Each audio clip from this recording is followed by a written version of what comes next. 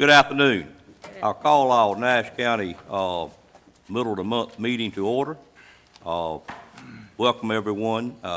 We generally start our meetings with an invocation, and when we're out here, I pledge allegiance to the flag. I call on Ms. Richardson to have an invocation. If you're able to, please stand. Dear gracious Father, as again we come into your presence with thankful hearts and minds for the blessings of life, health, and strength. We thank you for bringing us to this place for the purpose we're here.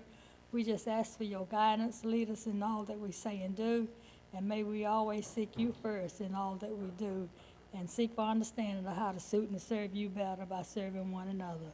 Keep us safe and bless our nation. In thy name we pray. Amen. Amen. Would you join me in the pledge? I pledge allegiance to the flag of the United States of America and to the republic for which it stands, one nation, under God, indivisible, with liberty and justice for all.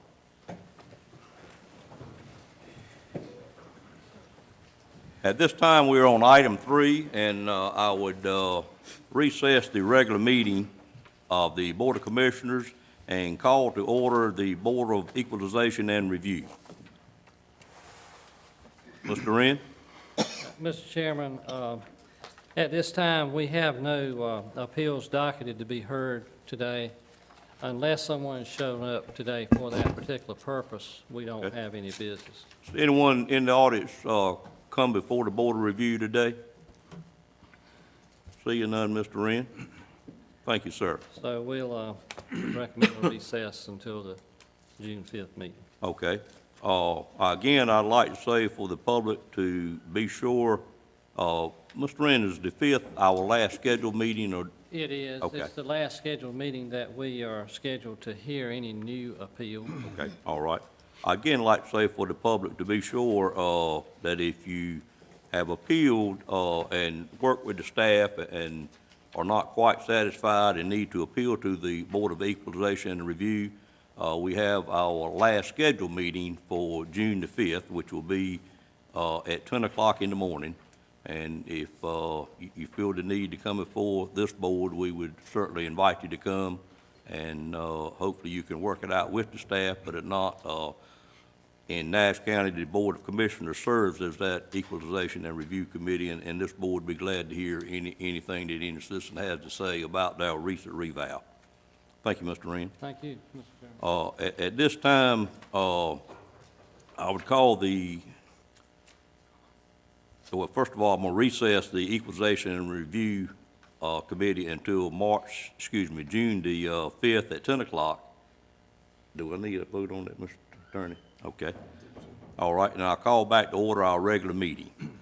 Next on the item on our agenda is item number 8, and I welcome our Nash General Health Care, several members here. Mr. Jim Lilly is our chairman of that board, and Mr. Lilly, I would turn it over to you at this time to introduce the other people that you have with you this afternoon, and we certainly welcome to hear from y'all.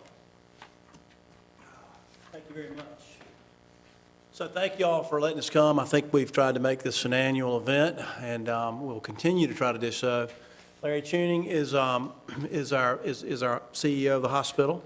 Crystal Hayden is our Chief Nursing Officer, and John Barker is one of our board members and on our Board Executive Committee, Chairman of our Treasurer. Okay. So thank you, and that's all I'm going to say. So I'm going to turn it over to these guys. Thank you, sir. Welcome, Mr. Junior. Thank you very much. And Mr. Lilly had a gross oversight. He failed to introduce Ms. Barnes, who is on our board as well. So we're very, very pleased to have her. I think we both might have failed in that. We both apologize to Ms. Barnes.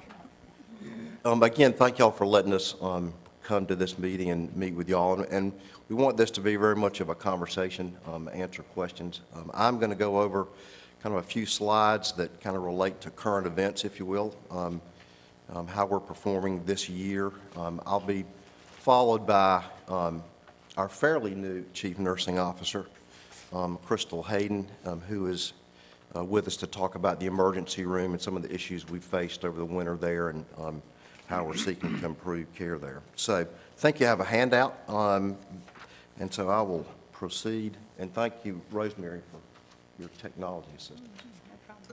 So the first thing I'm going to talk about is a little bit about where our patients come from. We refer to this as our primary service area and our secondary service area. And perhaps some of you have not seen this information before, but the map that's on the screen, the green area is what we refer to as our primary service area, and that defines where we get about 80% of our patients from. It is composed of 15 zip codes and includes all of Nash County, but also a significant portion of Halifax County and Edgecombe County as well. The blue area is what we call our secondary service area, and that, in essence, encases up to 95% of our patients. And in that area, we pull in some of Franklin County and some of Wilson County as well. So we have a pretty big draw area, but again, the primary service area is where we get a little over 80% of our patients from. So then we'll talk about market share. So given that area, how well do we perform in terms of patients coming to the Nash healthcare system for care? And this is kind of a busy graph, but it basically shows that we capture in our primary service area about 63% of the patients who are admitted to the hospital on an annual basis. This is kind of 3 years worth of data, so it shows that in the last year our market share in our primary service area has gone up from 62 to 63%, and the second kind of leading hospital that draws patients out of our primary service area is Vidant Medical Center, and they still get a number of referrals for services that we are not able to provide at the Nash healthcare system.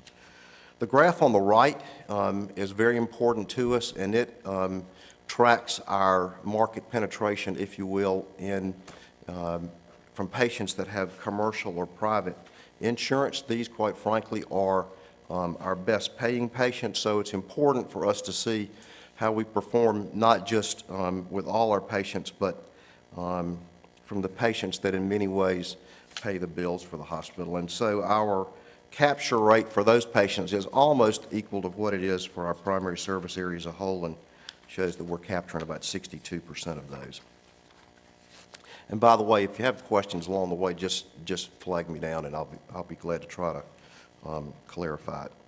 The next slide is what we call our payer mix, and it talks about of the patients that we get, what are their primary sources of payment. And at the top, the lighter blue is the commercial insurance patients, followed down by Medicaid, Medicare, which is by far our most dominant payer at 53%, and self-pay at the bottom. One kind of editorial comment here is that North Carolina, as I think all of you know, is one of the states that did not pass Medicaid expansion.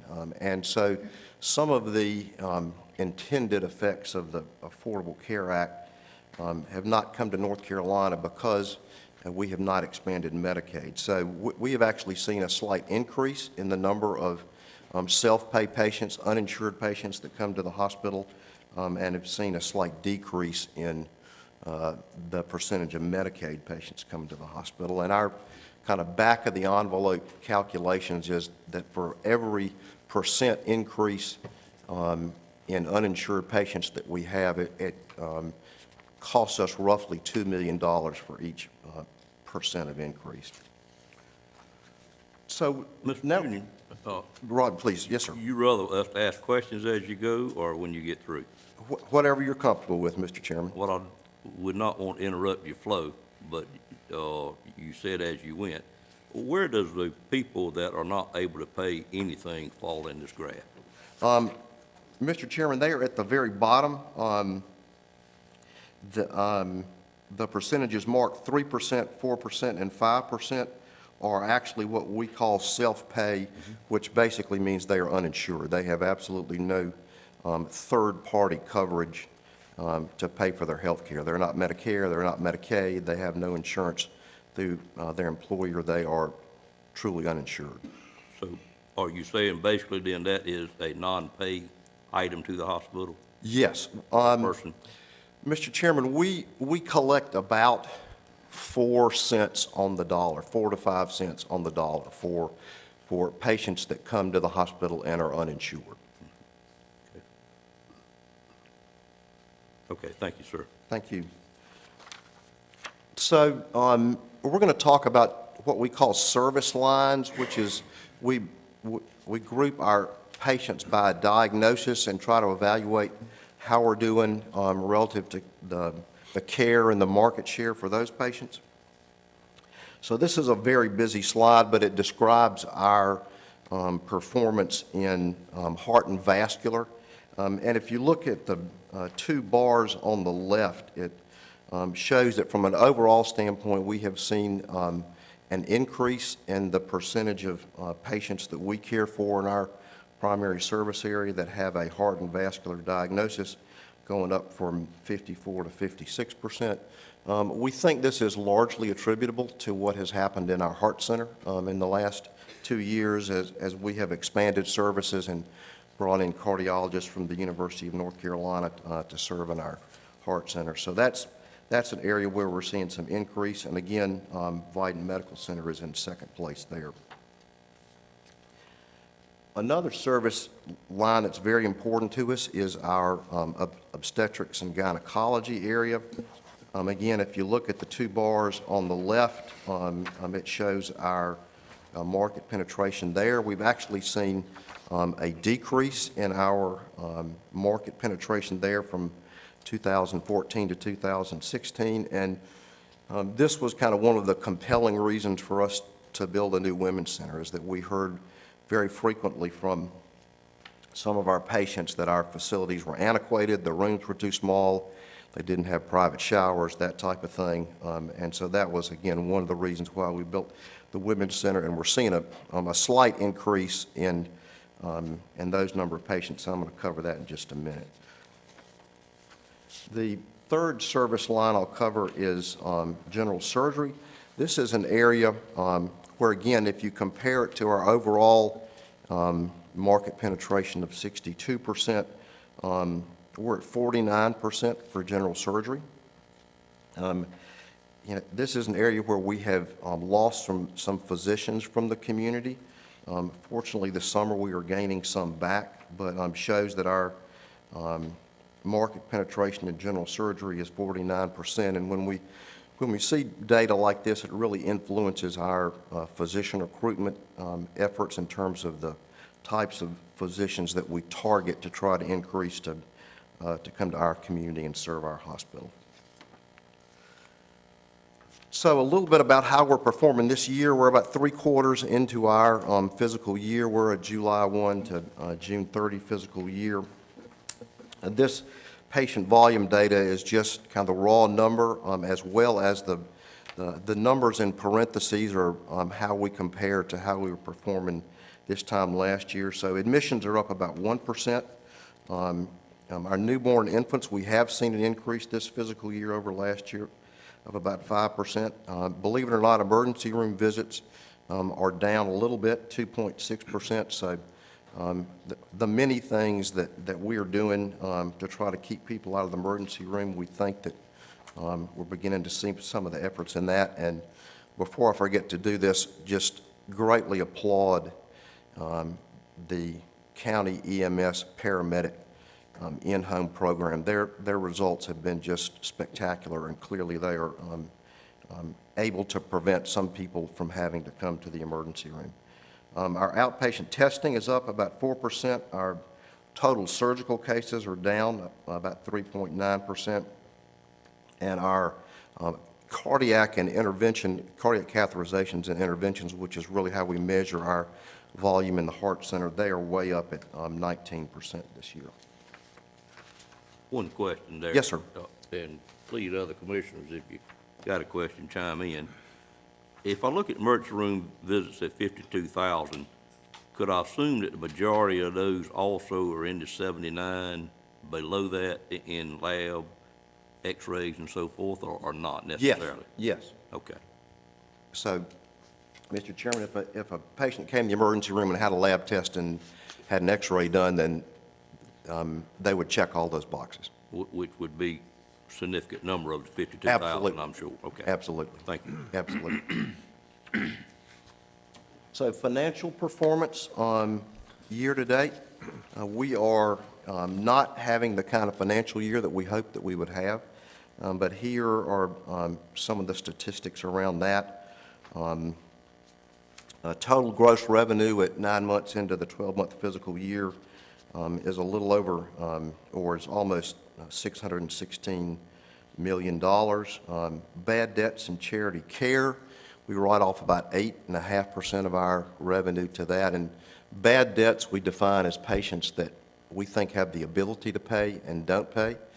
And charity care is truly those that we do not think have the ability to pay, and those dollars get written off as well. Well, those that have the ability to pay and don't pay, do you try to collect it? Yes, sir. We go after them pretty hard, I mean, relative to collection agencies and that type of thing. And it's not unusual in the course of my day to get a phone call or two about our collection efforts. Other questions I can answer on that? We're, at this point, have an operating loss of about $10 million, 3/4 of the way into our year. Non-operating income is our investment income off of our reserves that we carry. And so at this point in the year, we have a total margin of about $885,000 and positive cash flow of about 4.8%. Some good things to talk about, projects that we have underway right now. Three big ones to mention. One is our new cancer center, which we broke ground on last week, and announced last week at our foundation event that our new cancer center will be named for a local hometown hero whose name I'm going to think of. Danny Talbot. Danny Talbot, gosh, Mike, can't believe I forgot that. Danny Talbot, who we are very honored to have his name on our building, and announced that last week. That is under construction and will be finished early next calendar year. Later this fall, we'll do some major renovations to our cafeteria and our serving area where our visitors and employees eat. And early next calendar year, we will begin the conversion of our electronic health record to a system that is similar to those at all the other UNC hospitals called Epic. Any of you that have been through a computer conversion know that it is a pain in the rear end, but we think when we come out the other end, we will be in much better shape relative to our electronic health record. Mr. Junior, on that slide, I know we've been doing some major projects for 5 or 6 years now. And of course, one of the things we occasionally hear from the community is the vast amount of dollars that we have invested out there, which truly is a great thing. Once we finish the cancer center, do we take a pause, or are we near the end of the new projects that we want to do? What's next, I guess I'm asking? Yes. Robbie, we will slow down, Mr. Chairman, we will slow down a lot. This is kind of the, in terms of when we started this process about 5 years ago, the sequence was emergency room, heart center, women's center, and then cancer center. So this is the last major building project we see ahead of us right now. And that's about a $7 million project. The cancer center, right? Yes, sir. Mm-hmm. Okay. Thank you. And the last thing I'm going to mention is that we are very excited that we have a number of new physicians coming to our medical staff in the course of this year. And they'll all be here by the end of the summer. We have 2 new general surgeons, a new urologist, new orthopedic surgeon, a new plastic surgeon, a new OBGYN physician, a second full-time psychiatrist at our Coastal Plain Hospital, and a new anesthesiologist as well. And I think if you'll allow us to brag a little bit, these are physicians who really had many opportunities as to where they would come and practice and communities that they would choose to settle in. So we're very thrilled that they have chosen the Nash healthcare system and our community to come and practice in. Questions on any of that? Let me introduce Dr. Crystal Hayden. She is our relatively new Chief Nursing Officer. Very, very talented and smart young lady. She has a PhD from Duke, which greatly overshadows anything I ever did academically, so we're just glad to have her with us. And she's going to talk a little bit about the emergency room, the issues we faced over the winter, and some of the things we're doing about it. So, Crystal? Any questions of Mr. Tuning, board members? Let me ask one before you leave. I see. Yes, ma'am. Will we be able then to go online and pull up our Nash General thing like we can go online now? I can go online and pull up all my stuff at Chapel Hill, but I can't go online and pull up Nash General. So you say you're going to tie in? Yes, So that yes. way we will be able to follow our records. Yeah, the way, I'll get in way over my head real quick, Mary, but the way the Epic system works is that you basically have one medical record. So wherever you go that is tied to an Epic system, your medical record follows you around. So if you went from here to Chapel Hill to have it. The other day, and I called, and they couldn't do it at Nash General. I had to call Chapel Hill because they had my records. And that is one of the primary reasons why we're converting to that system. Well, what protection do you have that hackers can't get a hold of patients' records? You know, we have a lot of protections built into our system, Mr. Belfield. This last weekend with the international virus scare, we had our IT staff in around the clock 24/7 to make sure that didn't hit us, as it hit some other hospitals, not only in the United States but around the world as well. So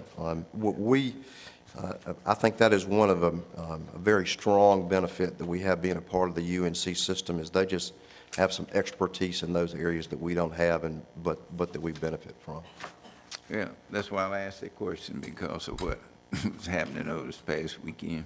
Yeah, it's pretty serious stuff. Yeah. Another question in connection with the publicity about the grading of the hospital.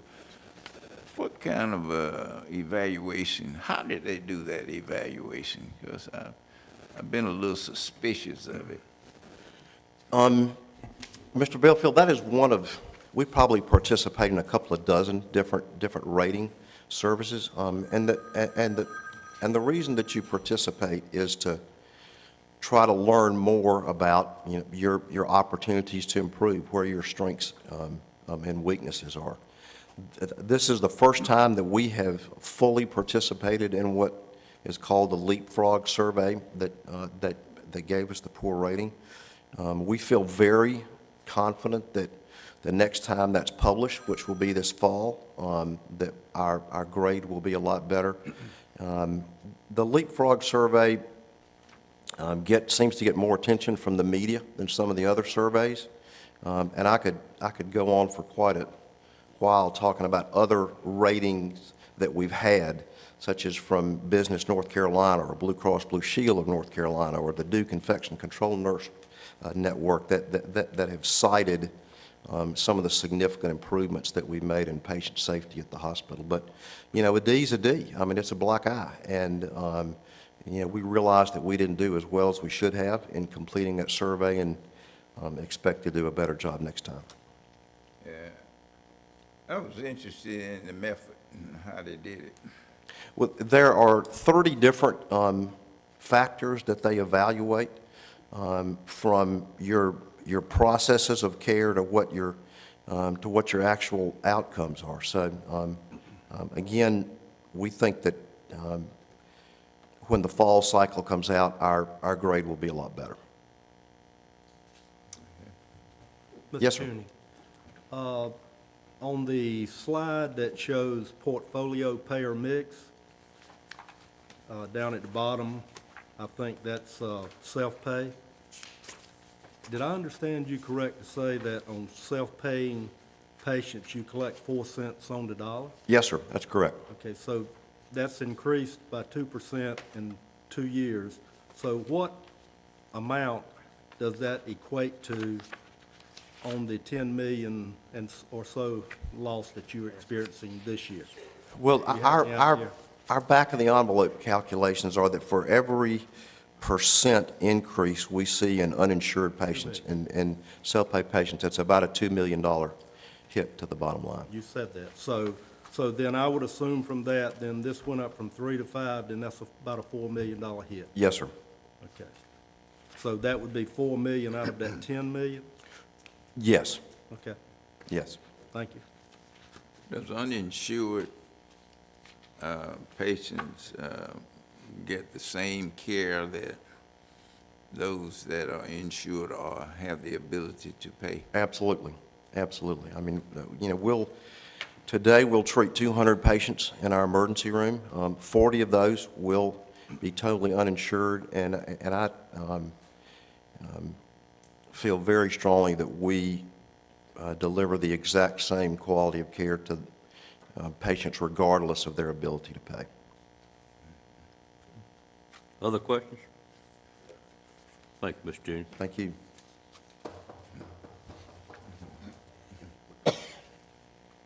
Good afternoon. Good evening.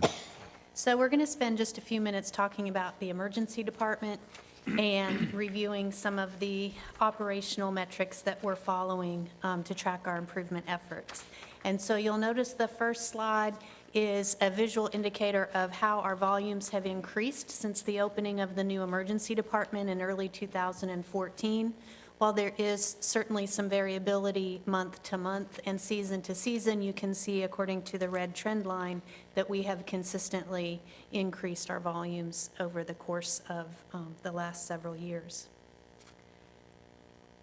We know that when the patients come to the emergency department, they want to see a provider. And so one of the most important metrics that we measure is the amount of time that it takes a patient to reach a provider once they've come to the emergency department. And so this slide is the key total time to provider. So that's from when a patient enters the door until they're seeing either a physician, a nurse practitioner, or a PA. And you can see that in 2014, we were struggling, and we were almost at 100 minutes.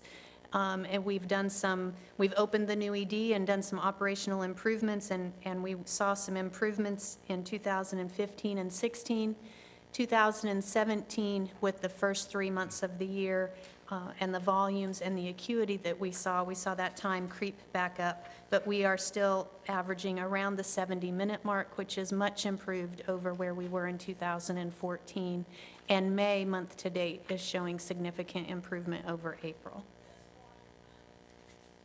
So you're saying that the average wait time in the emergency room is 70 minutes? From the time a patient enters the door until the time they see a Till they provider. go back? Not necessarily to the time they go to a treatment room, but to the time that they are face-to-face with a provider. So you may arrive in the emergency department. What does that mean, though? I'm just trying to refer back to something I heard Mr. Tuning say on a presentation he made one morning on the TV, and I may have misheard, but I thought I heard him say the average wait time in the emergency room was about 5 hours. Okay, so the average wait time fluctuates obviously from day to day and month to month, depending on seasonal variability. We are seeing an average wait time in the emergency department of several hours for the patients that are admitted to the hospital. So from the time they come in the front door of the emergency room to the time they are seen and evaluated by a provider, a decision is made to admit that patient, and then they are transferred into the patient tower to an inpatient room. We do see that time mirror several hours. Okay. Okay? Could you, I think it would help a little bit if you would describe the word provider to us. Yes, sir. That's either a physician, a nurse practitioner, or a physician's assistant. Okay, thank you. Any other questions? I know the board hears much longer times than that from some of the phone calls we get. I don't hear that from any of the phone calls I get. Okay, but I do recognize, Mr. Outlaw, and the rest of the board members, that we probably only hear the worst-case I scenario. agree with you 100%, Mr. Davis. I think she's going to probably get into some more Okay. different categories of the patients, whether they're discharged or admitted, and those times vary. That's completely true. So the next slide actually speaks directly to that, and this is the length of stay for our discharged patients. And you can see on average, we are right at the 180-minute mark. So for the typical patient who comes into the emergency department, has an illness or a complaint that can be diagnosed, treated, and then is able to be discharged home, their entire visit from coming in the door to being discharged is 3 hours. That 70-minute average to see a provider is part of that 3 hours. Does that make? So you can see then that if we are able to get our discharged patients out in 3 hours, and we have a length of stay sometimes of around 5 hours, as Mr. Tuning would have referenced, that really we have some opportunities around the process on the back end of the ED, getting the admitted patients from the emergency department into the tower. And that is a much more complex issue that has a lot of moving pieces to it, and we're certainly working to improve those efficiencies and make that a much smoother process as well. This speaks also to the length of stay for the admitted patients, which you can see here is just above 600 minutes for the year of 2017 for the first 3 months. January wasn't quite as long as February and March, and you can see that this is again an increase over the previous years. And so this is where that difference, Mr. Outlaw, comes in the overall length of stay as compared to the admitted patient and the discharged patient. We definitely know that there is a direct correlation between the amount of time a patient waits to see a provider and the total time that they are in the emergency department to patient satisfaction. And we survey and evaluate our patient satisfaction on a daily and monthly basis. And when we look at patient satisfaction, we use a vendor called Press Ganey. And the survey is a national survey. It's called the HCAHPS survey. And our ED overall satisfaction goal is 83%. And what that means is that we want 83% of our patients to say that they are satisfied on a scale of 9 to 10. On a scale of 10, they are satisfied at a level of a 9 or a 10 with their ED experience. And you can see that we have consistently been above the 82% mark, and we are now at about 82.6%, which is really just very shy of the 83% goal. So while we recognize that our waits are long and we do have some opportunities for improvement, our patient satisfaction is still reflecting that we're providing a compassionate and caring environment. Ms. Hayden, of those that actually returned the survey, what % of that versus the number of people that actually went to the ER? So the surveys are, we pair them by percent for both the pediatric and the adult population. And so there will be a reflective amount of surveys that are sent to pediatric patients and their families as compared to how they relate to the total overall volume. And we survey several hundred patients a month, and our average, actually we survey several thousand, and our average return rate is about 300 to 400 a month. That's about 30% maybe then. Okay, thank you. Well, that's normal. Right. Excuse You me, get sir? 30%, yeah, that's normal. That's doing well. So when we look at our Press Ganey information, they do a really nice job of helping us identify if you focus on these key topics, if you really work on these focus areas, it'll have the biggest impact on your patient experience and your overall patient satisfaction. And the last slide that I'm going to speak to has those elements listed for you. The staff care about you as a person. Do we treat you with courtesy and respect? Do we communicate in a way that you are able to understand? Does the doctor give you information regarding treatment? And does the doctor have a concern for your comfort? And does he or she take time to listen to your concern? Are you kept informed about delays? And is your family and are your friends receiving adequate information? So what we're really focusing on now encompasses all of those elements, and it's communication.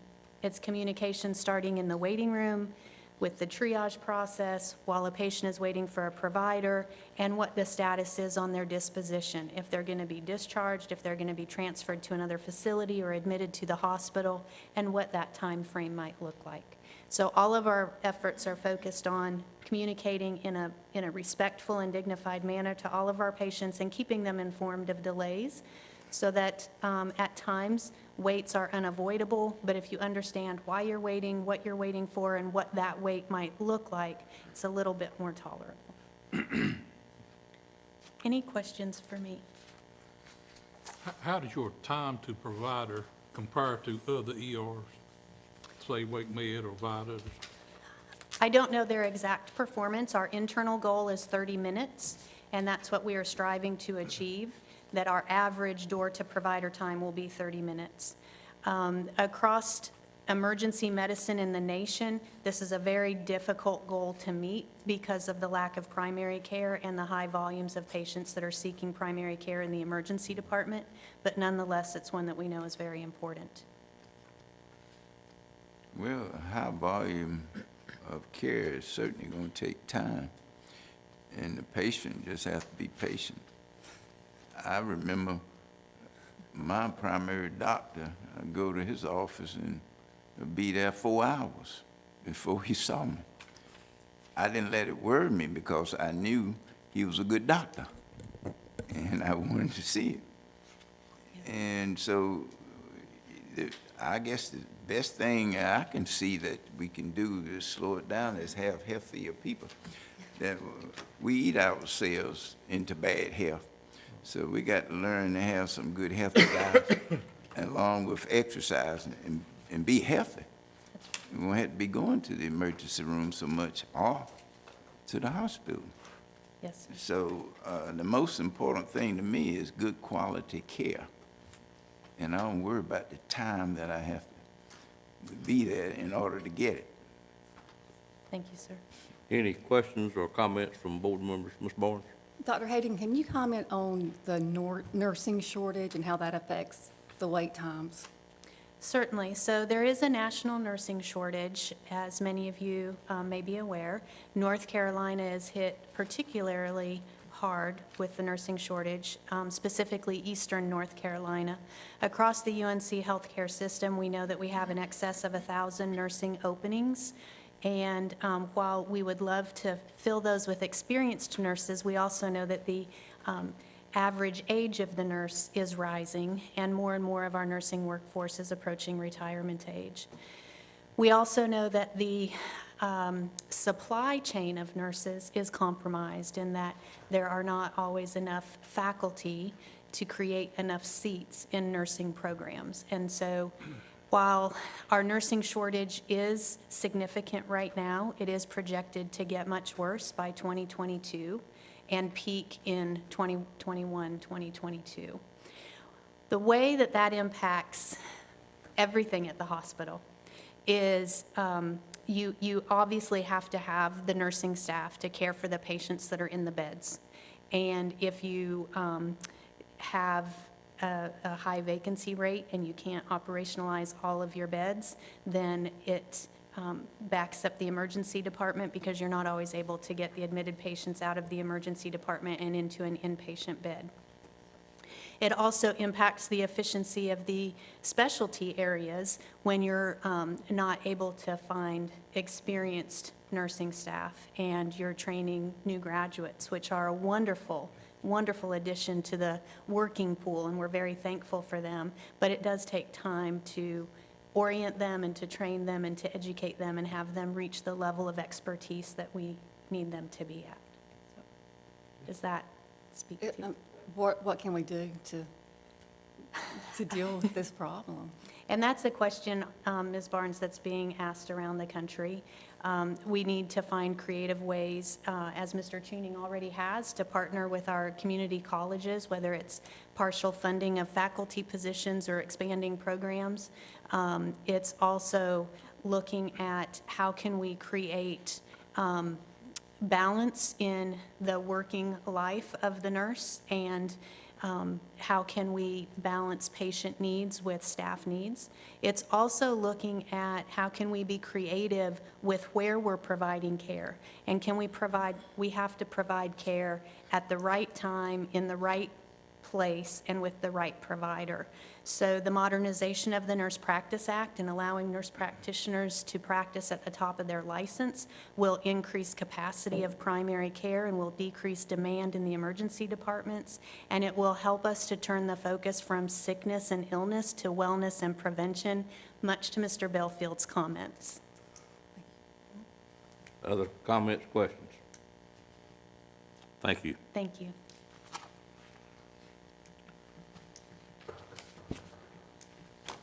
Ms. Junie, anything else from the hospital? Any questions that y'all want to ask? Last chance, Yeah, do y'all get funds from the Duke Endowment for non-paying indigent care? No, we do not. We from time to time ask the Duke Endowment to fund projects and programs, building projects, and as well as kind of unique patient care projects, and but the funds are exclusively for that purpose, and we can't kind of roll them over for indigent care. So they don't discriminate against y'all because you're UNC? No, Good. no, no. And in fact, we have a couple of programs right now that have been funded by the Duke Endowment. Good, thank you. not obviously, anyway. Anything else? This is a grand opportunity. One final comment is that, you know, bad news travel faster than good news. And so that's one that we need to combat and slow it down as much as possible. And I certainly hope that you work on that. And we can also help in that area. And others who have had good experiences can also help. And so I'll just say be conscious of that. Thank you. Yeah, we in fact, Rosemary and I were talking this morning about kind of a revised communication plan where we want to get information out to y'all as our committees meet and make decisions, and we talk about the business of the hospital, to roll that out at the earliest possible moment to you guys. So I think we will do a better job than we have in the past, and I appreciate Mr. Davis's help with that as well. Yeah, my concern is out to the community more so than it is coming here. We get information, but the public and organizations that are civic-minded can also help. We agree, and we do push out a lot of information to the local news media. We average one a week, believe it or not, about special recognitions and awards and accomplishments. Some of that gets published, some of it doesn't, but we realize we've got to do a little bit better job than we have in the past. Thank you, Mr. Junie. Thank you. In closing this item on our agenda, I'd like to make just a few comments, a couple of things that we have enacted since we had our committee meeting, where I probably spoke more than I should have that day about the hospital, and it was unbeknown to my board, which may be not the correct thing to do sometimes, but I had some untimely phone calls on the way over here, and sometimes you just let things that happen last take charge of what you're doing at any given point in time. Since that point, Chairman Lilly and myself have met. We had met prior to that about 6 months earlier. We agreed that we were going to meet twice a year just to discuss the relationship between the hospital and the Board of Commissioners. Of course, we have added a board member, Ms. Barnes, during that period of time to the hospital board, who is a great asset to this board to keep us informed of what's going on. 3 of us commissioners met week before last with several members of the hospital board as well as staff, which I thought was one of the most progressive and meaningful meetings that I had had since I've been a commissioner, quite frankly, and I appreciate y'all's time in doing that. I learned a lot that day. We did make a commitment that we would certainly try to stay in touch better than what we had in the past. We had a commitment that we would get their board agendas when their board got them through our iPad, which you will see happening just as soon as we can work out a few little details.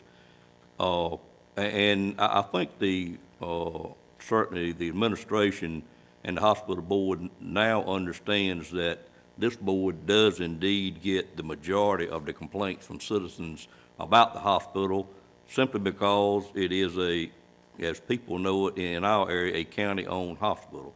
Still a county-owned hospital, even though some people challenge me on that sometimes, but I promise you it is. And the way we can help the hospital the most, and the commitment that their board has made, is to keep us informed as soon as possible. Had we known about that given survey prior to it showing up in the News and Observer that Friday morning when phone calls started, or anything else that may be happening, whether it be positive, whether it be negative, if we know ahead of time, it's then our job to defend our hospital, which our board really wants to do. I think we are well underway in taking a few minor changes that your people with UNC explained to us. This is a problem that won't get fixed overnight. It won't get fixed in 3 months. It won't get fixed in a year. But as long as we're moving forward, I think our people will be patient with us and work with us and hopefully see improvements from our hospital moving forward. I'm very confident that we're going to see that just in learning the staff a little bit better and the things we've put into effect. The commissioners, for the benefit of Ms. Hayden particularly, we have agreed between us that any problem phone calls that we get, we're going to pass them to Ms. Barnes, and she's going to stay in communication with you, because a lot of time a person will call all 7 of us if they're upset enough, and there's no need of you having to deal with all 7 of us over a phone call. So we have tried to streamline that a little bit. The profitability of the hospital, certainly we are concerned about it, but it is certainly not our number 1 on the list by any means. I think we ranked them, and I hate to say this in front of Mr. Lamb, but I think we pretty much found it to be about number 5 on our list. And hopefully we'll see that come. We do know the challenges that the healthcare industry faces. Any of us that still run a business certainly know the challenge of even paying the insurance bill for our employees this day and time. So we certainly look forward to a very meaningful relationship with our hospital board, and if y'all will continue to keep us informed, I think it could be a great relationship, and I know this board is committed to work together to help you any way we can. Any other comments from commissioners? And thank you again. Next item on the agenda is item number 9, and it is the presentation of our fiscal year 17-18 budget by our county manager, Mr. Lamb. Noticing the audience, we have a significant number of employees present, which is great. And Larry, you had one more board member that I saw as he was walking out come in. Marty Neely. So I would like to recognize him. I apologize, I didn't see him before he left. But glad to see all the employees. I know this is an important time of the year for each of you, and I hope you understand this board is going to do the best we can for everyone on y'all's side of the equation as well as the citizen side of the equation. Mr. Lamb? Thank you, Mr. Chairman, members of the board. First of all, I want to thank the Board of Commissioners for your help in crafting this budget. I thought the retreat was a good exercise. It took care of probably 80–90% of the issues regarding expansion of the budget. And just like to thank you all for taking 2 days out of your time and meeting in that way. It's the first time in the last 3 years I think we've done that quite like that, and I strongly recommend we do similar exercises in the future. Also want to thank the budget team, Rosemary, Donna, and Melanie. for their hard work. I think Donna worked quite a few hours yesterday, just making sure everything was correct, as did Melanie. And this morning, we did the final touches to make sure everything was like we wanted it. I also want to thank the department heads.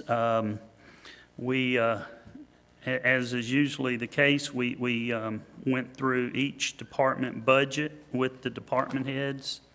And I think it was a good process, and for the most part, I think everybody was pretty happy. I would say that this budget, as presented, is a $90 million, general fund, $90,307,834 budget, which is about $850,000 less than last year, or 0.93%.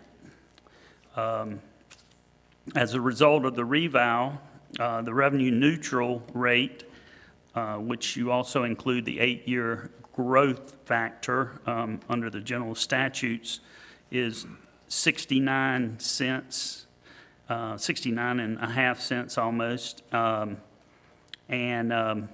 However, this budget maintains the same tax rate as the last 8 years of 67 cents. It's the 8th consecutive year there's been no tax rate increase.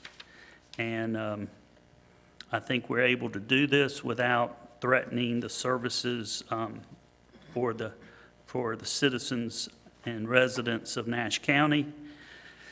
As I note in the message, we've had quite a bit of growth in the last year in various subject areas and revenue areas. Personal property levy went from about 3.2 million to about 3.7 million, over $500,000 increase in the levy. Through 10 months, the motor vehicle levy and collections is up about $350,000 over last year. That indicates people are buying new cars, and the average value of vehicles has increased. And also the real property levy has increased about $600,000. So that's about $1.5 million that this year's levy, meaning the current year that we're in, is higher than last year. Just to go over the budgetary process, we do receive budget requests, revenue estimates, and other financial information from various officials, officers, department heads, and agencies in Nash County. They present their original budget to the finance office, and then we meet with them one or more times before we submit it at the retreat this year to the Nash commissioners. In case of special appropriations from outside agencies and nonprofit organizations and expansion items from groups like the Nash Rocky Mount Board of Education and the Community College, these recommended appropriations reflect the results of budget meetings with the commissioners. As noted above, the general fund budget, which is the largest fund, is only supported by county tax dollars and includes tax-supported government activities. It's proposed, as I said before, $90,307,000. We feel comfortable with this budget, and I will note that our unassigned fund balance is presently about 30.62% of this year's total budget. We are seeing a reduction in county revenues this year, but that is due to pass-throughs that come from the state for social services, primarily child care development. The state was supposed to stop running that through the counties about a year ago, and it was delayed, and about 3 weeks ago, we got word that it's been delayed again until September 1. So whereas we had a budget of less than $90 million, we had to add $508,000 for those 2 months, but it's just a pass-through. So where you see on page 2 that the total revenues are decreasing, that's directly related to those funds no longer passing through from the state to us, to the provider. In the future, under NC Fast, they will go directly from the state to the providers. Our revenue outlook, ad valorem taxes reflects a 0.4% increase. And as I said, that's despite a estimated 1.2 reduction in values from the recent reval.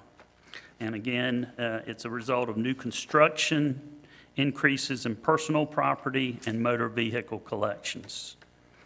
For sales tax this year, we're using the actual numbers that we collected in audited numbers in 15-16, FY 15-16, except for the new Article 44, 524 tax, as we're calling it. That is the one that 79 counties are sharing in.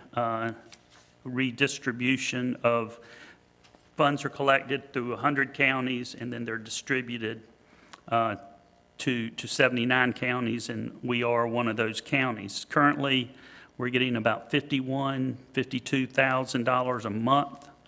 We expect to get about $625,000 this year.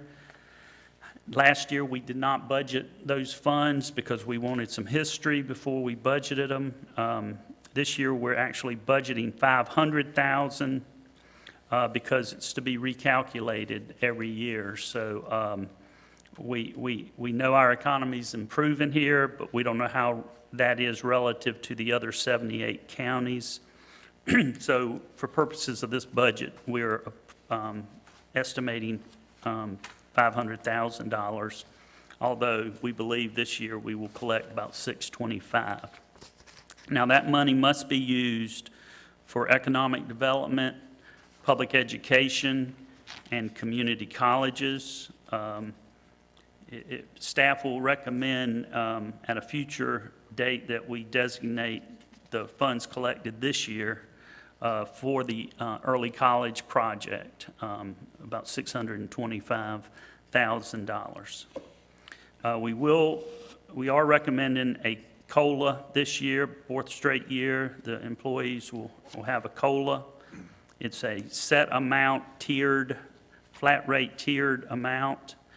If you make 24, it's less than $30,000, you'll get $1,200. 30 to 40, you'll get $1,100. 40 to 50, you'll get $1,000. And over $50,000, you'll get $900. And what that means is somebody making $24,000, we actually have 74 people in that first category. They'll get $1,200. If you make $24,000, that's a 5% increase. If you make $30,000, it's a 4% increase. If you make $36,600, it's a 3% increase.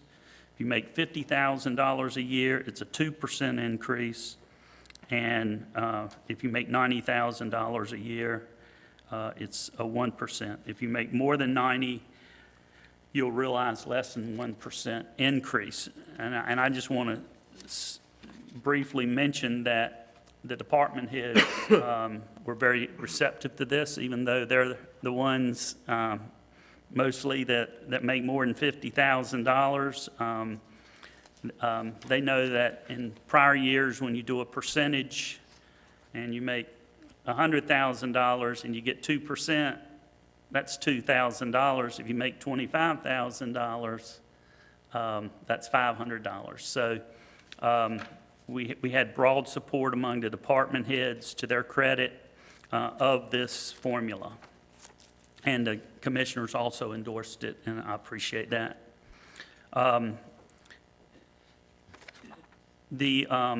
As I mentioned before, the revenues from social services and the health department are decreasing. The social services as a result of the child care money effective September 1, and the health department because of some grants that have expired. The state is also requiring an increase in the local government contribution to the retirement plan of 0.25%, and that's for all employees and law enforcement, and that's going to cost us over $100,000 this year. As you know, as of January 1, we went away from the self-insured plan, health insurance plan that was increasing, I think last year increased by over $1 million in 1 year. It was escalating every year, and we believe that with going to the state health plan, we will save in excess of $1 million. We will save over $500,000 alone in stop-loss insurance. We were paying $42,000, $43,000 a month for stop-loss for our self-insured plan. And we also have some other cost savings as a result of going with the state system. There was one negative on it. The state would not accept our retirees into the state system. In the future, new retirees will be able to do the state COBRA for 18 months. But for those that we were currently insuring under their retirement, under their employment and retirement agreement, that has cost us quite a bit more than we were paying in the past per retiree. But all in all, we believe that the overall savings to the county will be around $1 million or greater. The economic development fund's increasing because of incentive agreements with Pfizer and CFE. And also, we will be hiring a new retail development recruiter. We're increasing the veterans budget, $30,000. The commissioners at the retreat chose to go from a 1.5-person veterans staff, that's full-time now, here in the county on the 3rd floor. The commissioners decided to increase the part-time person to a full-time person. We were having some gaps where, because of training and other things, somebody was not always in the veterans office. We believe this will allow us to assure almost always 40 hours a week, someone being in that office. And the county, of course, has over 8,000 veterans living here in Nash County. For Nash Community College, the increase is, we're going to see about a $95,000 increase for current expense and $25,000 for capital outlay to assist them in the cost of a new security system.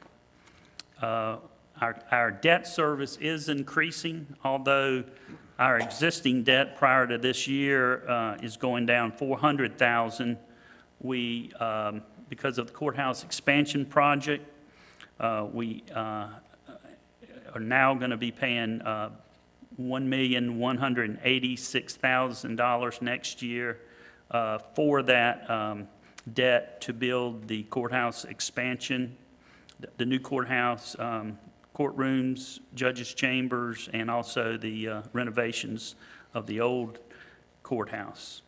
But all the other debt that we have through refinancing and things being paid off in full was reduced about $400,000. So the net is right around a $786,000 increase in debt service. And the last two highlights, I know the commissioners are we're very committed to a new EMS station in Middlesex. There will be a fully manned station in the southern part of the county, a second one, and that's going to cost $305,000 for 6 additional EMTs at the Middlesex station. Also, the commissioners have agreed to spend $270 for ambulance remounts and $200,000 for mobile data terminals for the sheriff's department, and with the expectation of another $200,000 next year to fully equip the sheriff's department with those mobile data terminals. I will mention that in December, the commissioners amended the budget to provide about $450,000 to the sheriff's department for new radios. And so I think it shows the commitment of the commissioners to the sheriff who, and his attempts to improve and modernize his office here in the county. The next page, you'll see our tax collection rate continues to increase.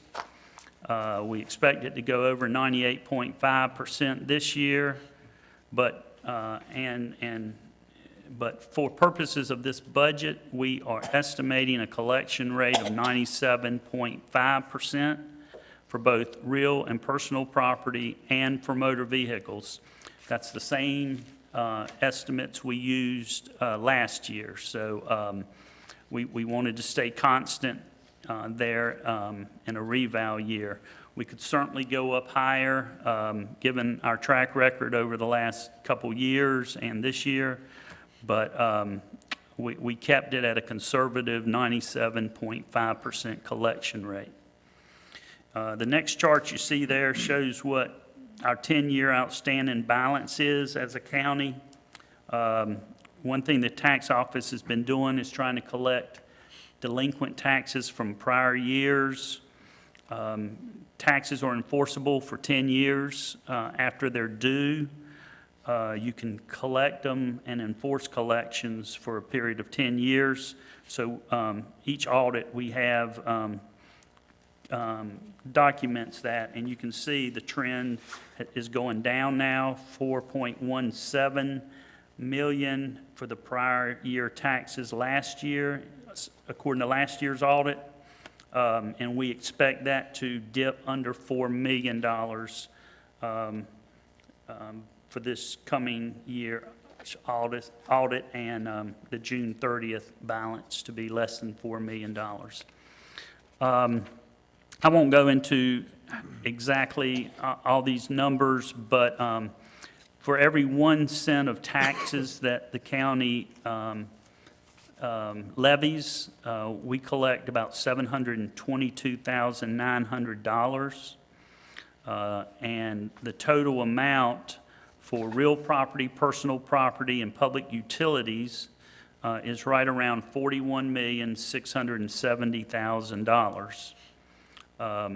We also estimate vehicles at about $850 million worth of taxable vehicles in the county, and we expect to collect $5,552,000.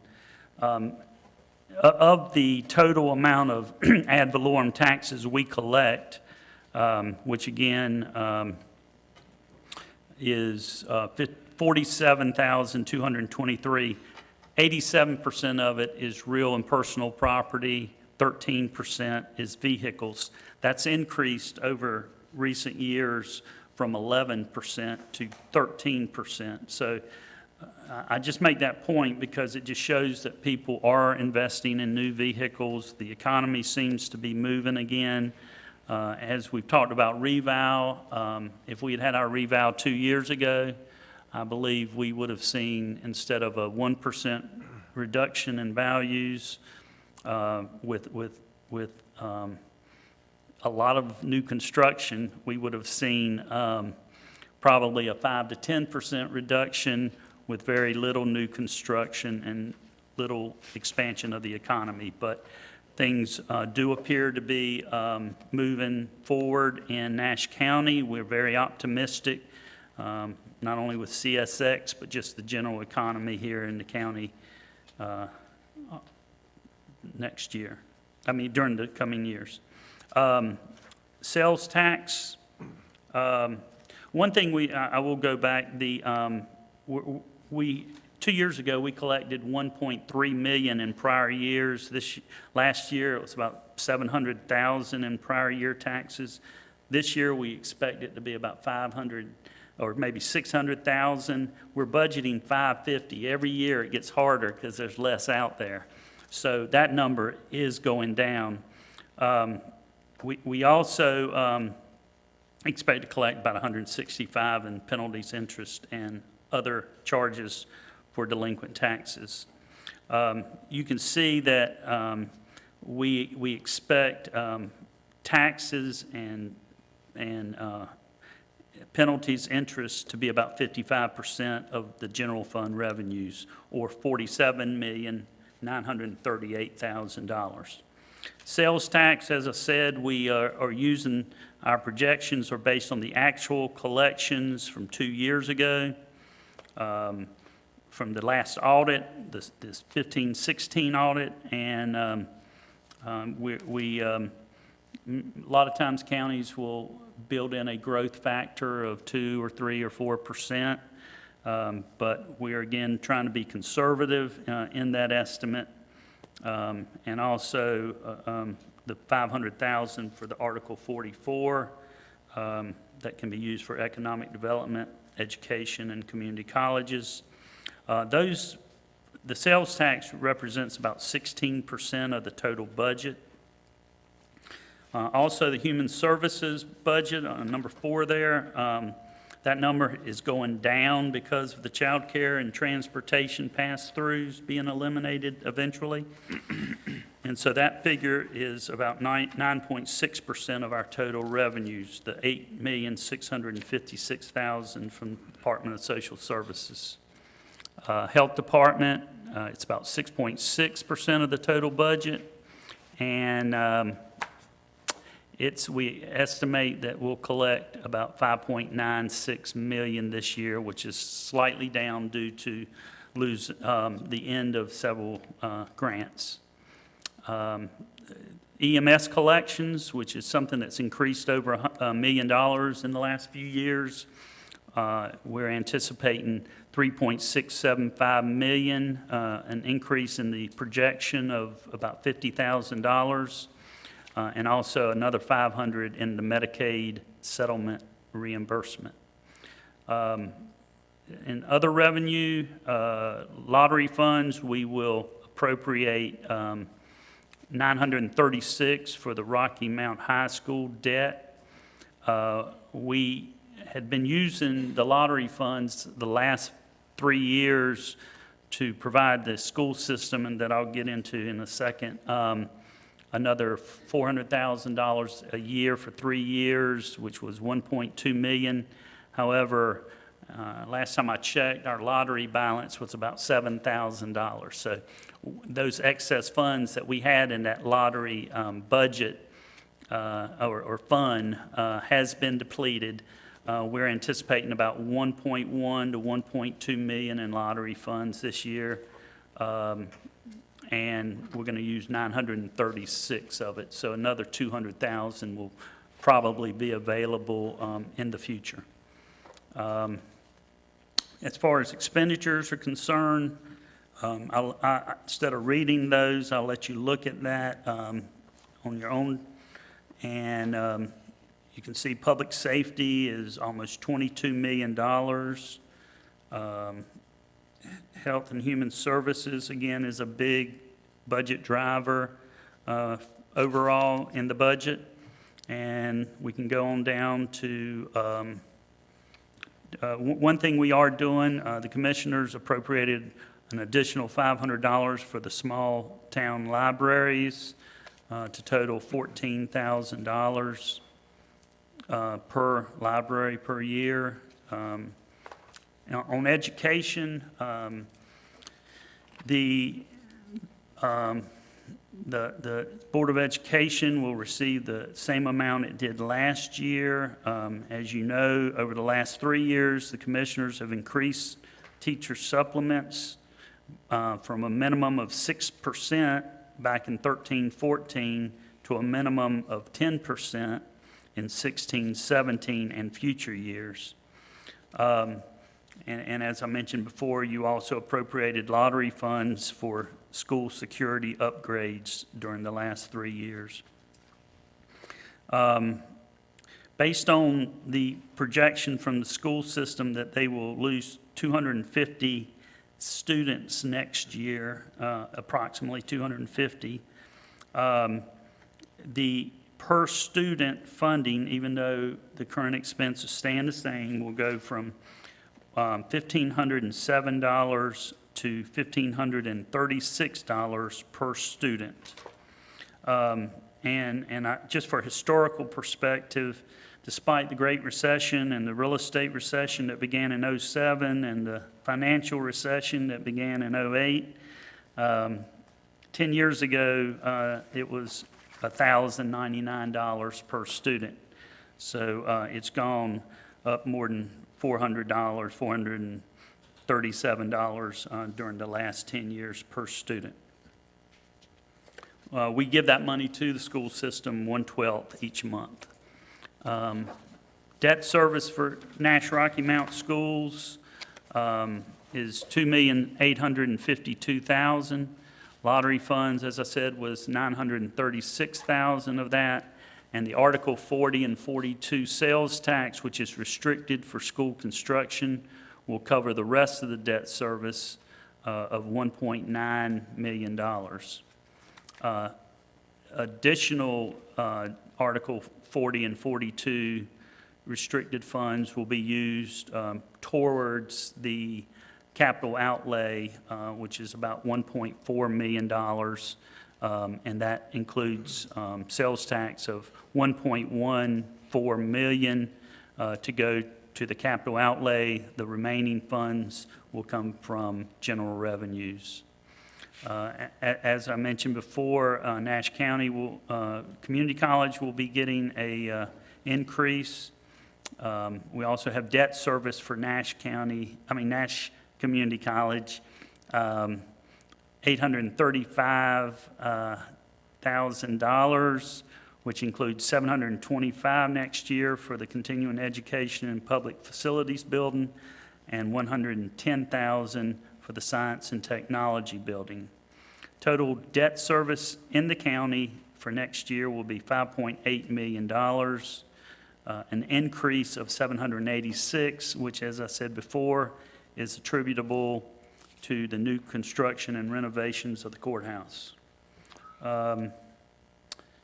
We did increase the one-time capital spending this year in the budget to $1.4 million.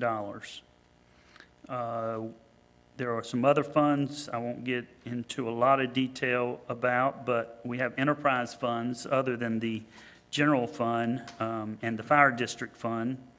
Our utility funds, both the water sewer fund and the solid waste fund, operate as enterprise funds without any tax dollars. They're supported by user fees. And there's no rate increases recommended for either one of those funds this year. The 18 fire districts, 17 of them did not request an additional any additional funding or a rate increase on their fire tax. We had one, Castelia, did request a half-cent increase from 7.35 cents to 7.85 cents. Finally, a copy of the budget in its entirety will be filed with the clerk to the board and will be available for public inspection in the manager's office as well as the county website. We will publish a notice of public hearing. I would ask y'all to consider the June 5th meeting to have the public hearing. We will publish that in the Rocky Mount Telegram, the Nashville Graphic, and the Spring Hope Enterprise. So for the public's sake, I want everybody to know that even though they're only required to do it in one paper, they do it throughout the county, not just the Rocky Mount, the largest paper, the Rocky Mount Telegram. No earlier than 10 days after May 15th, 2017, the date of this presentation, and no later than July 1, the commissioners must hold a public hearing and thereafter adopt a budget ordinance making appropriations, estimating revenues, and levying taxes. This budget represents our best estimate of revenues and expenditures during the coming year. As with any budget, during the course of the coming year, budget adjustments will be necessary, except for minor exceptions set forth in the budget ordinance. The Nash County Board of Commissioners must approve any such budget adjustments which increase or decrease a department's total expenditures during the course of the year. I urge the commissioners and the public to carefully consider and study this budget. On behalf of the county staff, we look forward to working with the commissioners during the coming year to provide the best services possible at the most reasonable cost to the taxpayers. I will point out a couple things in your budget book. After my message, you will see the proposed budget ordinance. There might be some small changes. Any changes from what we're giving you today will be pointed out if we see a need to change something or add something that's not in here. But that is the budget ordinance. That's what the commissioners, of course, passes and is in the minutes and is our guide for the coming year. After the budget ordinance, you'll see the statutory form used for calculating the revenue neutral. This is something we don't have every year, but you can see that the current year values ended up being 7.4 million, and the new assessed values are 7.229 million. Then I've put in here through April, the monthly reports you get. You'll get this report at the June meeting, but we went ahead and made this available for you. We got our sales tax for last month information on Friday. We incorporated that, and it just shows you from last year to the current year the increase in the levy, mainly in real estate, in personal property, and motor vehicles, pages 4, 5, and 6 of that attachment. Well, actually, it's pages 30, 31, and 32. Shows that the levy this year has increased in each of those areas. Next, you'll see the revenues and then where the money's going. You'll see some pie charts that show the revenue and the source of the revenues, and then you'll see the expenditures, a pie chart with the expenditures and how it's broken out. And then you'll see the fire district tax rates. As I said, the only one changing is the one with the asterisk, and that's a half-cent change. And then a chart of accounts. Our general fund is Fund 10. We use these fund numbers once in a while, and unless you work with it every day, you don't know what we're talking about sometimes. So the finance office, Ms. Wood, thought it would be good to provide y'all with this so you would understand the different funds that the county operates. Some of those are capital project funds, enterprise funds. And then, I'm not going to go into every department, but you'll see each department budget, each by function and then by department. And that's really it. I again appreciate the hard work of the commissioners at the retreat and the subsequent budget meeting we had a couple weeks ago. And again, I appreciate the staff and the department heads for their hard work putting together this budget. If there's any questions, I'll answer them at this time. Questions from commissioners at this time? Did you say that some of these areas could be revisited? Discuss funding? I have presented the proposed budget today after a public hearing, which is June the 5th, I would request. After that time, anytime between June the 5th and June the 30th, you may accept the budget as presented, or you may amend the budget and then pass a budget ordinance that reflects the amendments set forth in those in those proposals.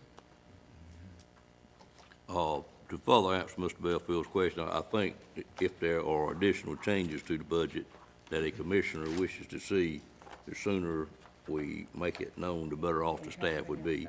And so In the last, keep that in mind. And yeah, in the last meeting, we discussed the budget. There were 3 areas that I had some concern with and made a recommendation. And I just like to see us revisited. I would suggest that after yeah, he's right. It's good so we can prepare. If there's support for your amendment, it's good to know in advance so we can prepare an alternative budget ordinance. So if you want to pass it on the day of the public hearing, which is what y'all usually do, we can be better prepared. But anytime after the public hearing, you can formally propose amendments. up to the time we adopt the budget. Up to the time of adoption, and then, of course, Right. after that, you can amend the budget at any time. Yeah. If there are additional changes, the sooner you can let staff and myself know, we can formulate the way which we would handle that. And quite frankly, I have one proposed change that I'm going to wish to make myself. So anything, any commissioner has, please make me and staff aware of it quick as you can so I can decide how to best handle it. Okay. Well, I got one question Sure. regarding this I'll- budget, which, and I commend you for the job. It's an excellent budget, I think. Give me, But the community paramedics program, I know that's grant funded. That money dries up the end of June. Where is that in this budget? That is not included in the budget. The EMS department is currently pursuing 2 avenues for funding. The grant agency that did the original grant, and they're trying to get that redone or re-upped. And then the other one, there has been conversations with the hospital regarding funding that. So if those funding sources do not come through, then the commissioners at any time can appropriate funds to fund that. Mr. Outlaw, there's one item I have on a 4-item list that we'll keep looking at for the next month to see where it stands. Well, I think once these items are identified, and that's one of them, community paramedics, I think they should be documented and bring them back so we make sure that we bring it back before the board. Yeah. That's the one that I'm concerned about. Sure. Yeah, we will. Otherwise, I'm good. Okay. Any other comments, questions? Mr. Lamb and staff, thank you. Thank you. Appreciate it. Next item on our agenda, and I'm going to move us along as quick as the board will let me. We do have a need to leave here pretty close to 5 o'clock. There's 4 or 5 of us attending the function at 5:30, which is about 15 minutes away that we'd like to get to. But first, we got to take care of the county's business, as we all know. but if you allow me, I'm going to move along pretty quickly, and if you're next on the agenda, do like Mr. Hill has done and be present. Number 10 is a resolution related to Senate Bill 594. Mr. Hill? Thank you, sir. Just to preface that resolution with a few comments, I want to say we're here to discuss Senate Bill 594. That's also known as the bill to reform the child welfare system in North Carolina, which would require the state to develop a plan for a regional system of social services departments.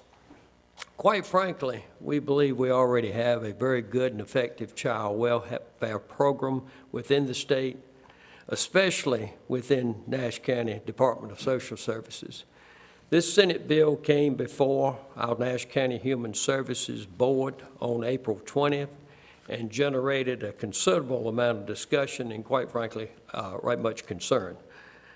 The chairman, Dr. Mike Johnson, encouraged board members to call their representatives and Senate and sponsors of the bill to voice these concerns. We have Ms. Pat Adams from this board here with us, and I'd certainly like to recognize Ms. Adams, at least in the audience, and thank her for being here in support of this resolution. And also Donna Boone is here to discuss the bill's implications and to propose a resolution for this board to consider. Thank you, Dr. Hill. Good afternoon. Good evening. You have before you a copy of the resolution that we would recommend the board consider adopting concerning Senate Bill 594. I have some serious concerns about that bill, and especially Part 1 that requires regionalization of children's services in North Carolina. That involves child protective services, foster care, adoption, and family support. I'm concerned that dismantling that system without research to determine that that is the best course of action to serve families and children in North Carolina could be devastating for those that we're trying to serve. It's not justified. North Carolina has exceeded the national average in 6 out of 7 outcomes that they assess all states on. In Nash County, we've traditionally done very well. For example, in 2016, we had no reoccurrence of maltreatment measured 6 months after our involvement. We generally maintain a low number of children in foster care, no incidents of maltreatment of children in foster care, and no further incidents of maltreatment of children after they leave foster care. So, and I don't think going larger with the regional system is going to benefit the families and best serve them. I'm further concerned about how the funding would be managed, with local funding going to support the regional office. And services for families are interconnected within a Department of Social Services. And to pull child services out of that system would make it more challenging, I believe, for families to receive needed services to work toward their outcomes. And the system for measuring a county's success would be dependent upon NC-FAST implementation. A dashboard in the NC-FAST system that's being developed now for child welfare will be the system that measures the outcomes, and I'm very concerned about that because every program that has been implemented into NC-FAST has been riddled with problems. For example, child daycare, we were supposed to go live in May, and now that's been delayed to September. So I don't know what that's going to look like. We would recommend that the state consider a regionalized state supervision program plan for the counties instead of regionalized the child welfare system. If you regionalize the state supervision, you're going to have more involvement with the counties, better oversight of the counties, and more state people to make sure that the counties are being supported. And I believe it would be more advantageous to have a study to weigh the pros and cons of regionalization before diving in and implementing that. So you have the resolution before you. I will read it for you if you wish, but you have that, and I would appreciate your support in adopting that and helping us address that issue of regionalization. Thank you, Ms. Boone. I think we have all read it and worked on it somewhat together. I appreciate you offering to read it. Any questions of either of these presenters? Well, I'm certainly in support of the resolution, but has there been any effort to have a joint resolution like we previously discussed with Edgecombe and Wilson counties? It has, Mr. Outlaw, and that should be coming real soon. So it's on the way? Yes, sir. Okay, We're thanks. working on that. And I'll also point out, That's in addition to this? in addition You to, said yes, sir. that Between the three counties? Yes, sir. So do Since they- we're the three counties that appear to be headed together, if indeed, it would, part of this bill, as she said, the, part that makes it regional, actually comes to pass, that would be the three counties in the preliminary plan that show would be But they're together. also doing an individual resolution and a joint. Wilson has already done one. I'm certain Edgecombe is working on it. Great. Actually, we somewhat got the idea from Wilson, I believe. And I will point out to the board members that weren't there last week when we did General Assembly Day, we were able to have lunch with 3 of our representatives and had a long discussion with Richardson, Horner, and Collins about it, and they know where we stand, know the resolution's coming. They thought the joint resolution by the 3 counties was very important to get to them as well. So Mr. Lamb is working on pulling that together as well as myself. I intend to call Ms. Bryant, Senator Bryant. I hadn't done that yet, but if either one of you feel that you could give her a call, let her know how we stand, I think it would also help as well. So I guess we would intend to do that on our first June meeting? Is The that- part about the joint resolution, we hope it's in place at that point in time. We've had confirmation from them that they were willing to do that. Okay. Wilson. Right. Any other questions? Thank you. Thank you. I would entertain a motion to approve the resolution as written. So moved. Moved by Mr. Outlaw, second by Mr. Combs. Any questions on that motion? All in favor of the motion, let it be known by saying aye. Aye. Any opposed by a like sign, that motion carries, and I think we all have the concern about this, as it seems to be the same spot we started many years ago with mental health when Nash and Edgecombe County had a system that was working well, and we started down a road very similar to this, is what I remember more than anything else. Thank y'all. Item 11 is a reimbursement for expenses related to the Northern Nash water system project. As the board knows, in our update at our last meeting, it was pointed out that we had been able to get the 2 towns, Red Oak and Dorchester, to assist us with debt service on this water system. Derek, Patsy, and myself met with the Wooten Company Friday down in Greenville and let them know where we were, let them know how anxious we were to start the design process, which dictates the need for this resolution. Ms. Wood? Okay. As Chairman Davis indicated, this is in regard to the Northern Nash Water System Project. In order to meet the U.S. Treasury regulations, the attached resolution is presented for the board's approval, which is a statement of the official intent and identifies the nature of expenditures by the project name. The maximum amount of debt expected to be incurred is $9,999,999, and that's how the resolution is presented. Seems like a suspicious number, but go ahead, man. I'll have something to do with LGC. Any questions on that? Mr. Lamb, anything you'd like to add? No, we will be meeting with Dorches on Wednesday regarding their system. Right, okay. Any other questions for board members? Entertain a motion for approval. So moved. Moved by Ms. Wells, second by Mr. Bellfield. Any questions on that motion? All in favor of the motion, let it be known by saying aye. Aye. Any opposed by a like sign? Motion carries. Thank you, Ms. Wood. Next item is 12, very similar item, well, a different type of item, but it's on the Southern Nash Senior Center. Okay. This amendment, this is actually amendment number 1 to the Southern Nash Senior Center Capital Project. This amendment is to reallocate some funding for the cost of services from an outside firm for design construction administration. The county is recommending that we execute a contract with Dawson Construction Services, and this is to move forward with a traditional design bid build method for this project. And in order to do that, we amended the budget to include additional funding in design, construction, and administration inspection.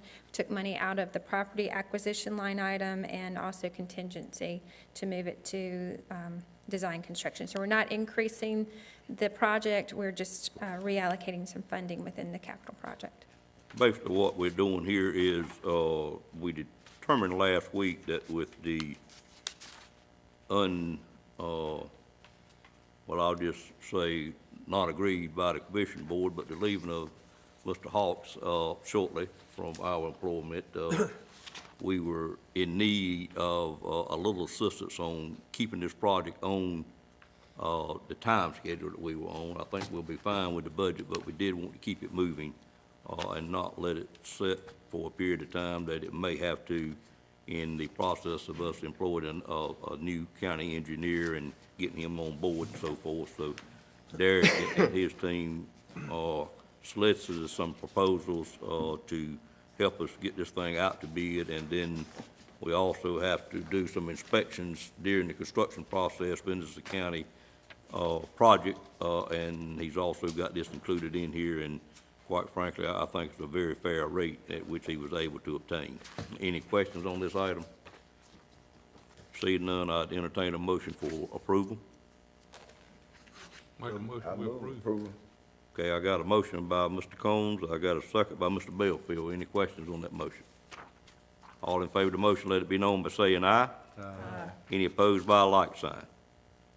Okay. Thank you, Ms. Wood. Item 13 is an update on the Ag Center and Detention Center Security System upgrade by our County Engineer Derek Hawks and Brian King, IT Director. Thank you. Good afternoon, Board of Commissioners. Thank you for letting us get this agenda item on at the kind of last minute. Brian King and I weren't necessarily planning to present this to you today, but talked with the county manager this morning and just thought it'd be good to bring this to the board on getting some direction and perhaps approval to move forward with this type of project. This is the item that we had at our Yes, table. I'm sorry.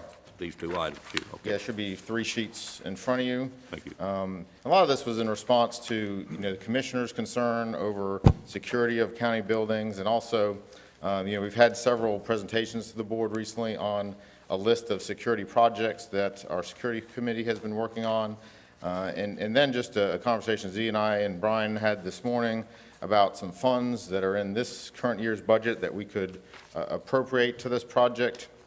If you down in the numbers of the proposed budget for this coming year, there's $45,000 allocated for security improvements, but this project at the Ag Center is more than that, so we kind of thought with having some funds available in some other line items in the budget, perhaps we'd bring this to the board today. Brian and I have been working with Ag Center staff, all 3 directors down there, on some security concerns and improvements that they were suggesting at the Ag Center. You'll see in your packet here, there's a proposal from Strategic Security Solutions. If you recall, in our presentation to the board previously, we were estimating about $90,000 of improvements at the Ag Center. We have eliminated card readers and reduced some cameras, and basically have a proposal here of $53,000 from one firm who has come down and looked at it. Let's see. We've looked at some other vendors, or talked about having some other vendors. In particular, Brian's reached out to a company who could do the project, but they have basically a company that would provide the cameras and somebody else who would actually do the installation, which ultimately leads to, if there's problems, pointing fingers. We didn't necessarily want to use them. We've also thought about the company here who did the administration building along with some other county buildings, Encore. Have an okay relationship with them, just not necessarily the solution I think we need for the Ag Center. And then we've also looked at the company, which I'm going to talk about in a second, for the jail detention center. But that company, I think, would be a little bit overkill for the type of products that we're looking at. Basically, Strategic Security Solutions has done a little bit of work for us in the past, has done the audio and visual in this building, and in this room actually, and helped us out with some problems there. basically, Brian and I trying to leave here shortly and getting, having some money in the budget and feeling like if we could negotiate a better price with this contractor, try to get them down a little bit, we could get this project going and address the security concerns that Ag Center staff have, and do that in the next few weeks, get a contract nailed down so we could move forward. So just wanted to present this to the board and see what your thoughts were. Again, Brian and I would like to try to get this going if we could, but I think certainly Strategic Security Solutions is very capable of doing the work, and I think would solve a lot of the camera concerns over at the Ag Center. You will see one sheet in the back, though, that shows a floor plan of the Ag Center.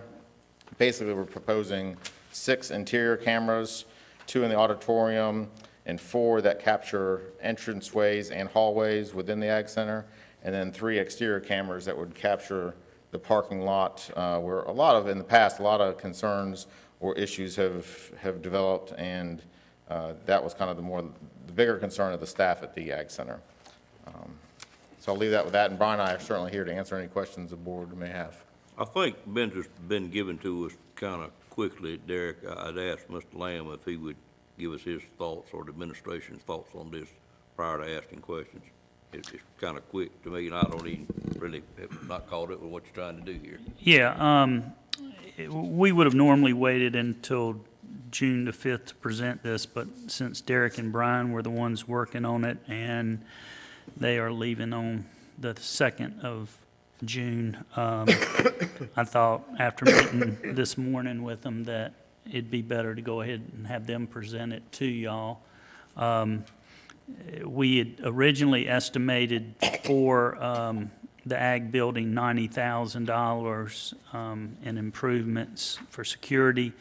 It would have included card readers, and the staff down there decided they did not want card readers. They were more concerned about cameras, and we've got an estimate here, $56,000. And so I just felt like while they were still here, we needed to go ahead and present it to the board.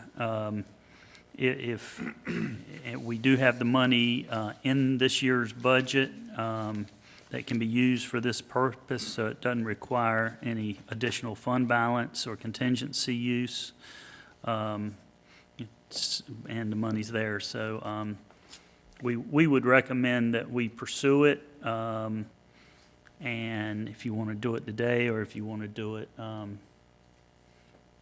look at it again on the 5th, that's fine too.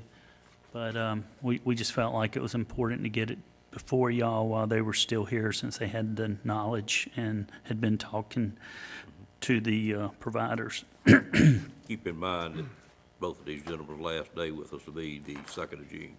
Any questions of Derek or our manager on this item? Mr. Chairman, did y'all check out any local vendors? Yeah, actually, what he was speaking of was kind of the group effort. One of those was at Rocky Mount. That was one of the ones where they would do the install. They would purchase the cameras from a third party, and the group would be, it's actually 3 players involved with that one, so that was kind of why we were concerned about having so many players to the table. That would be finger pointing if something went wrong. This option is a turnkey option here. Brian, did you get, excuse me, I'll ask my question last. Anything else, Ms. Barnes? Other questions? Did that particular approach yield a much cheaper price, or did you get that far with them? We haven't got that far yet. You hadn't got that far yet with them, okay. All right. We can certainly continue if you want us to and see what they can come back with. Well, given the June the 2nd is prior to our next meeting, and my understanding is this money was put in the budget this year for the security at the Ag Center.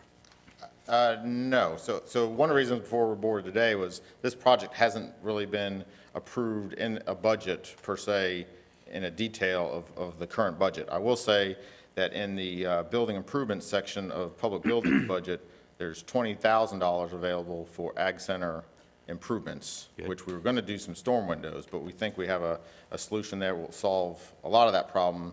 But dedicate that money, since I think security is a bigger concern to the Ag Center staff. So we can take 20,000, use there, and then we have another 30,000 in our capital improvements portion of the budget that we could use. So that was one of the reasons to present it to you today.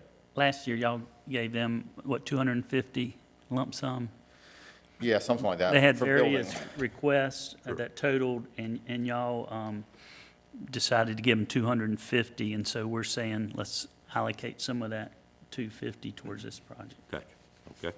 Mr. Chairman, to be good stewards of our citizens' tax money, could we approve up to this amount, provided we get at least one more estimate? Just so we know that we're doing the right thing? I mean, Brian and I are happy to help develop this as far as we can go while we're here. And if we want to look at some other. If it's proper to have a motion to spend up to this amount, but we need at least one more price. Well, security is important everywhere, of course, Right. but we had a lot of security needs. Have we prioritized our security needs in terms of actual jeopardy, risk? For example, to me, social services seems to be the #1 area that we need to address security needs.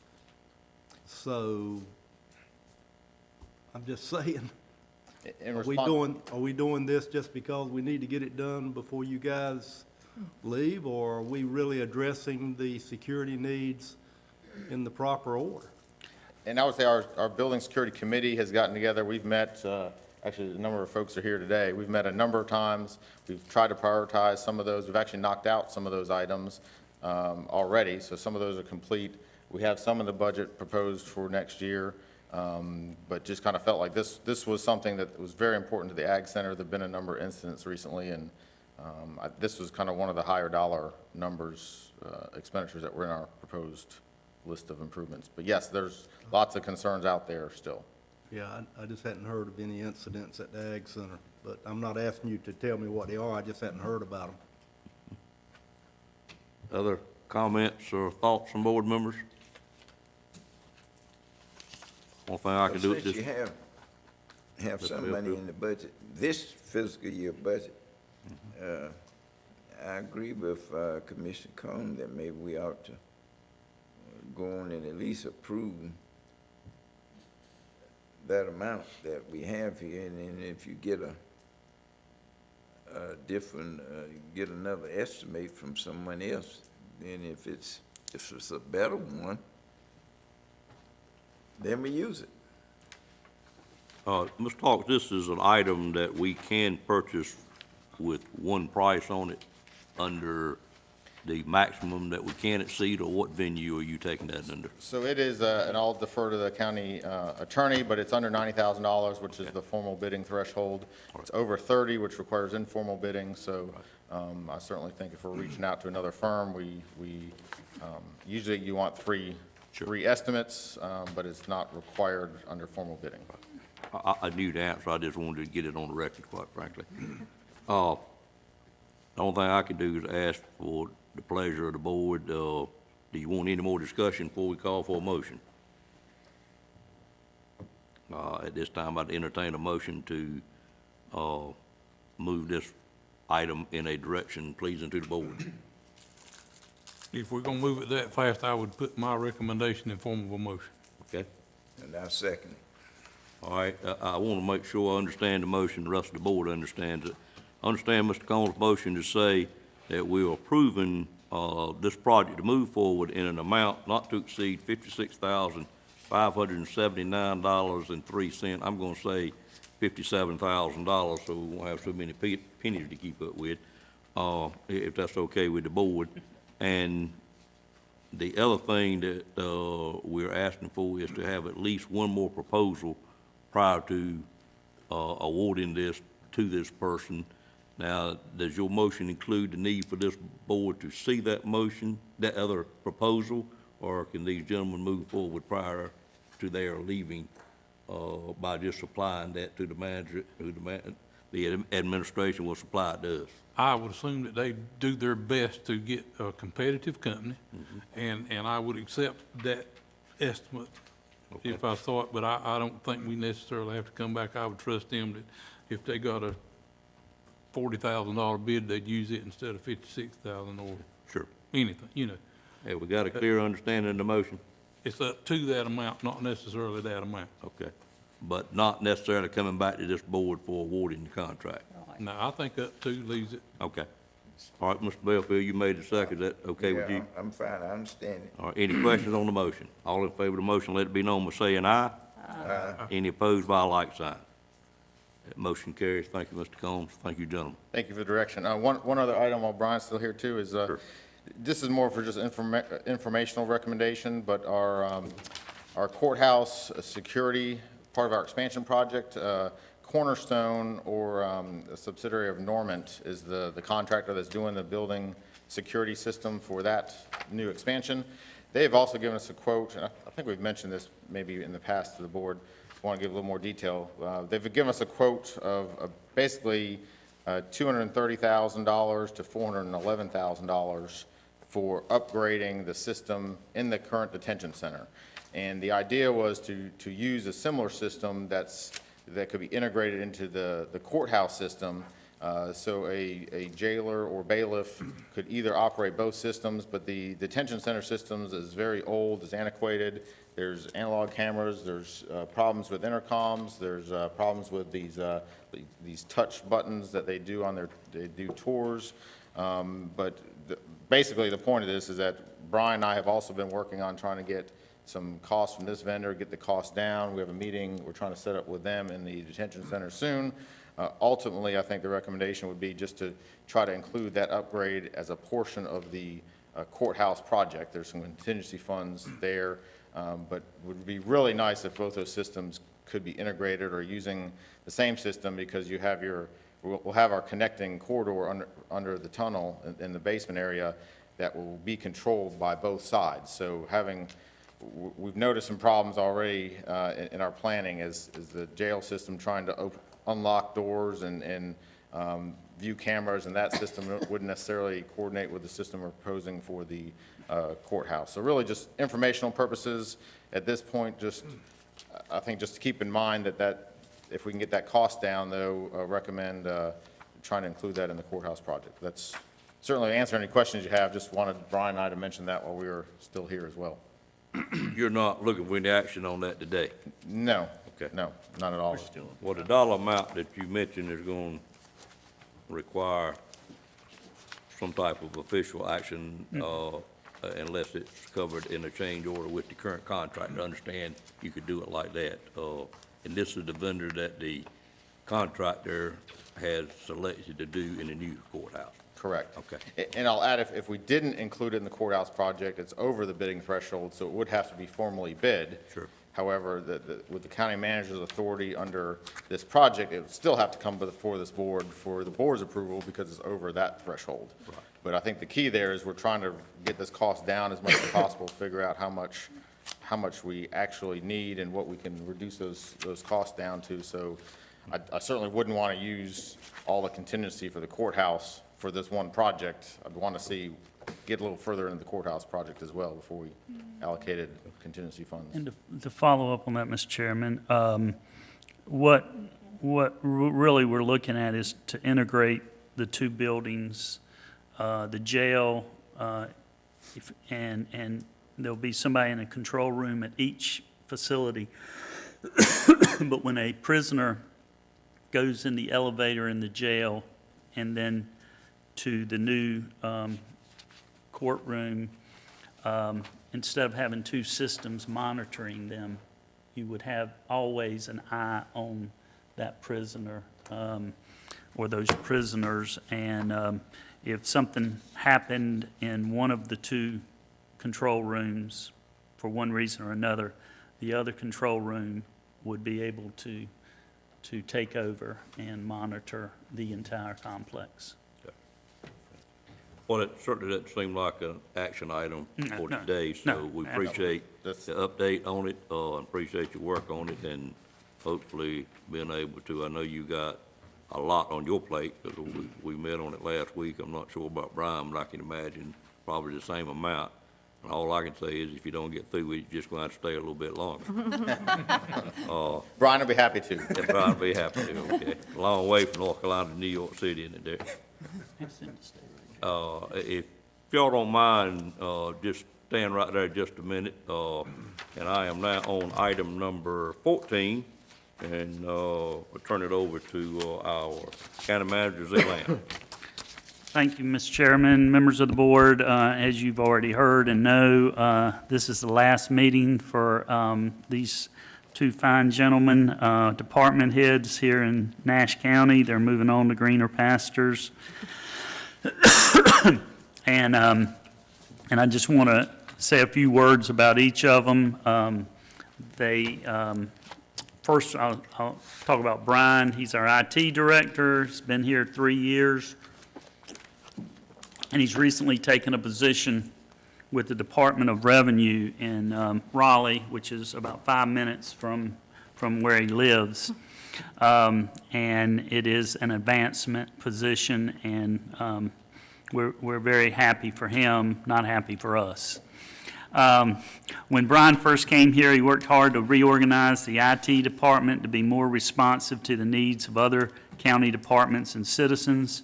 One of the first projects he successfully implemented was an automated help desk whereby day-to-day technology problems could be reported and solved in a timely manner, and it worked well, and we're still using that system today.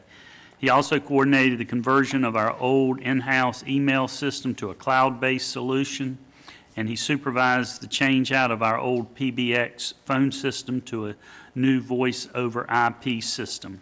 Both of these projects are working well and will save the county a lot of money over time. Brian was also responsible for coordinating the development of our current website to make it more comprehensive and user-friendly. His department is currently working on another refresh of our website, and that should be completed soon. Brian is responsible for overseeing the operations of our PEG channel and making sure it's fully compliant and constantly providing quality programming. Brian took a lead role in building security by working with Derek's office to implement the card reader and camera monitoring systems, making our buildings more safe and secure. He serves on our Capital Projects Committee and has been instrumental troubleshooting so many technology-related issues that I don't have time to name them all here. Thank you, Brian, for all your hard work here in Nash County. We'll miss you, and we wish you the best. Thank you. Next, Derek Hawks. He's our county engineer. He's been with us almost 10 years. He's recently taken an engineering position in the city of New York, where his wife has relocated in her professional position. We are truly going to miss Derek, as he has been involved in so many utility and facility projects. Probably one of the most important accomplishments here on the utility side has been his coordination and lead in expanding the countywide water system. Since Derek came, the water system has grown from 400 customers to over 3,000. That has taken a lot of hard work, and he continues to work on our next expansion into the Northern Nash Water District that we are hoping to start construction on very soon. In addition to the growing water system, he's added over 265 sewer customers, coordinated construction of an emergency water line to Wilson, and assisted our smaller jurisdictions, coordinated the purchase and now maintenance of Castalia's water system of 160 customers, and is working out an interlocal agreement for our county. He also worked out a interlocal agreement for the county to read meters and maintain the water system in the town of Dorches. Derek also played an important role in overseeing the extension of utilities to several major economic development projects in the county, including Universal Leaf, CPRO, and CFE, and he has been very involved in developing our second industrial park, the Middlesex Corporate Center. On this project, he worked on construction of the road and providing water. He has also worked with Duke Energy, providing adequate electrical service there, and he is now designing the first shell building to be constructed in the park, which will be 60,000 square feet. With regards to facilities, he has been the project manager on the courthouse expansion project, assisting us with selection of an architect, financing, and now well into construction. In this project, he has had to coordinate with judges, the DA's office, the clerk of court, the sheriff's office, the town of Nashville, and others, and we really appreciate his efforts on this project and successfully getting it to the current phase of construction. Derek also coordinated construction of the Nashville EMS station, the water's operations and maintenance building, the renovation of home health, and the old Nashville Library for use by the Sheriff's Office. There are many more projects we could cite, but I can just tell you that he worked tirelessly and never declined to take on anything that needed to be done. Derek, we thank you for your hard work. We will all miss you, and we wish you well in the Big Apple. Thank you. Thank you very much. Appreciate it.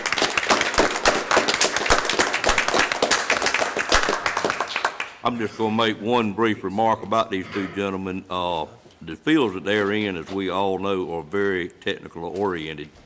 And most people that have the knowledge and the ability in these fields do not have the ability to communicate with people like us on the board or our citizens. I've always found that these two individuals were unique in that respect, is why I've thought so much of both of you. It's simply because you could bring things down to the level of our citizens as well as this board and other employees, and to me, that's as important as the technical ability to get something done, and I greatly appreciate what you do technical-wise, but what you do communicating with all of us very much as well. Thank you. And Derek, I just won't ever quite understand why anybody won't leave Nash County and go to New York City, but wish you the best and hope to drop by and see you sometime. The grass is definitely grayer, it's not this, it's not Grayer. He must really love his wife, all I got. Yeah. Well, you're right, I guess. I don't know about it. All right, It take a lot of me to Mr. Belfield, did you, oh, I thought you called me, I'm sorry. Nope. We now show a break. I'm going to alter that just a little bit if we could. And I'm looking at my watch, and I know we got some closed session items that we must take care of today. The first report is on an update on the airport hangar discussion.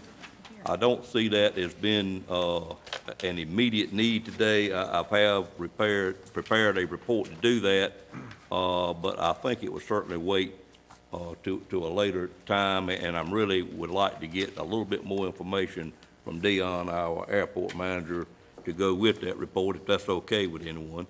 Looking at the rest of the reports, Mr. Outlaw, I'm going to give that part to you like I always do, and appreciate you doing that, and rather than move back there and do it right here as quickly as we can, and then adjourn one time to close session, just to save us a little time to meet the event that we need to be at 5:30. Thank you, Mr. Chairman, and I would remind the commissioners that in the interest of time, please report only on significant items. If you have no significant items, advise no report. Ms. Richardson, District 1.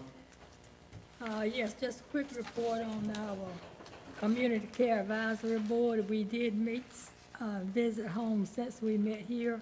We visited Breckenridge, Brookdale, and Knight's Home, and we had 2 members, and we've added 1 since then, so now we have 3. So we are making some improvement. And I hope to identify one after our June meeting. Thank you. Thank you, Ms. Richardson. Mr. Belfield, to District 2. Farmers Market is moving well. Juvenile crime prevention, they're working on their budgets, and part of it you saw in our budget. Upper Coastal Plain Council of Government, we meet tomorrow night at 5:30. Tar River Transit, we meet next week on Thursday. So no significant report. Thank you, Mr. Belfield. Commissioner Cone, District 3. Well, Department of Human Services did meet on April the 20th. We discussed greatly the resolution we passed today at Donna's recommendation. We've got some updates from the Health Department. Expansion of the landfill is on. the dump site off 97's ongoing. We had a report from Veteran Services, and we talked about the Hurricane Task Force. And that's pretty much it. And the Ag Advisory Committee has not met. Thank you, Mr. Cohn. Commissioner Barnes, District 4. Well, you heard from the hospital today, so I won't make any additional comments other than there was a nice article in the paper yesterday, if y'all got to see that and read it.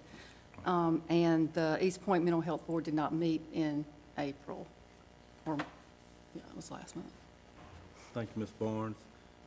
District 5, my report, the RPO TAC met on May the 10th. There were no significant items to report. I am working on the request that you gave me, Ms. Barnes, and I'll give you something on that pretty soon. The NCC Board of Trustees meeting is this evening at 6 o'clock. And the broadband, there is no update on that. I think we're still waiting for some quotes, which are coming in June. Commissioner Wells, District 6. I have no report on Turning Point Workforce Development Board, and actually this STEPS is planning a summit, but I can give that at the next meeting. Okay. Thank you, Ms. Wells. Commissioner Davis, District 7. Tourism Development Authority's meeting is tomorrow. We have not met since the last meeting. Our budget meeting is tomorrow at 2 o'clock. At my last count, we had 7 people that we expect to make a presentation to receive funds in next year's budget. The Rocky Mountain MPO met today at 4 o'clock, and I've actually missed my second meeting in a row.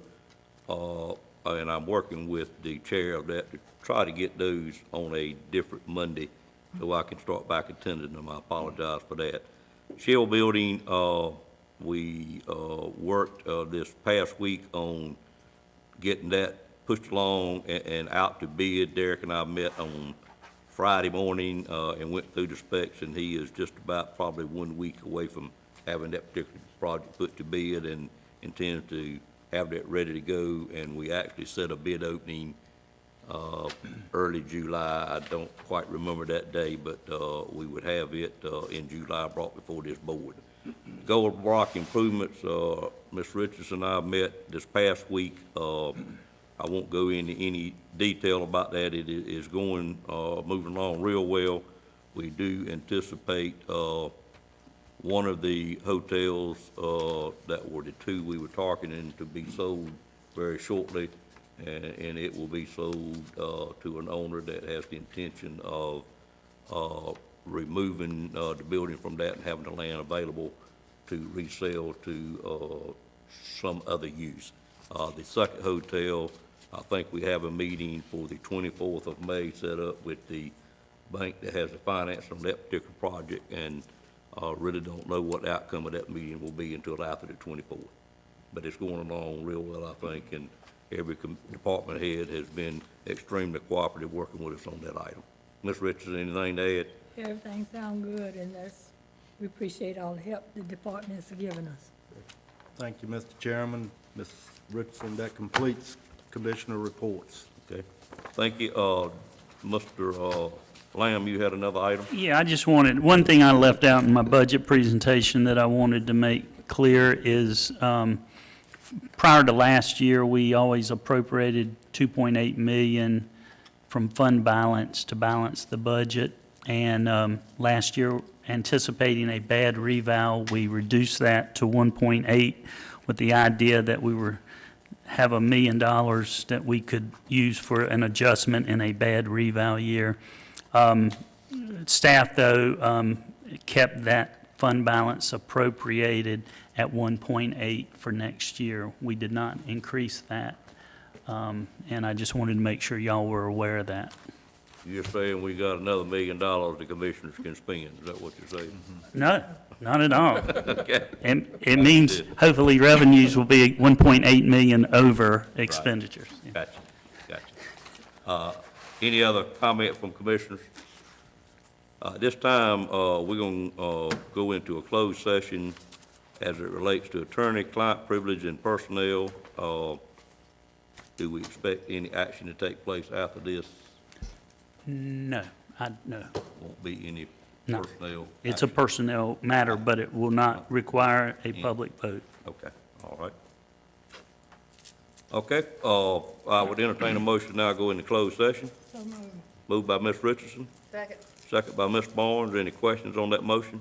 All in favor of the motion, let it be known by saying aye. Aye. Any opposed by a like sign? Motion carries. Thank you.